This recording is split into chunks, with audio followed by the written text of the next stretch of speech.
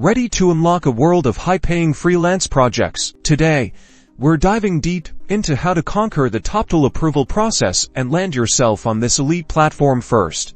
Head over to Toptal.com and find the Apply Now button. The process is a series of screens designed to weed out those not up to their standards you need to clear for stages: screening, skills assessments, a live screening, and a final interview. Stay calm. Each step is manageable with proper preparation. Stage 1 is screening. Here, you'll provide your professional background, skills, and availability. Be honest and detailed, outlining relevant experience. Make sure to showcase your best projects. Next, the skills assessments. This is time to prove your prowess with cognitive and technical tests. Familiarize yourself with the test formats beforehand.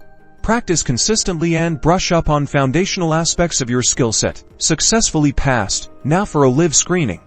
This stage tests your communication and problem-solving skills. Practice answering technical questions. Consider mock interview. The final interview is where you discuss your portfolio and skills. Stay confident and enthusiastic. If you have followed this tutorial, you're ready to go. Proper preparation increases your chances of successful application, paving the way for fantastic freelance opportunities. So take the first step on becoming a Toptal approved individual today.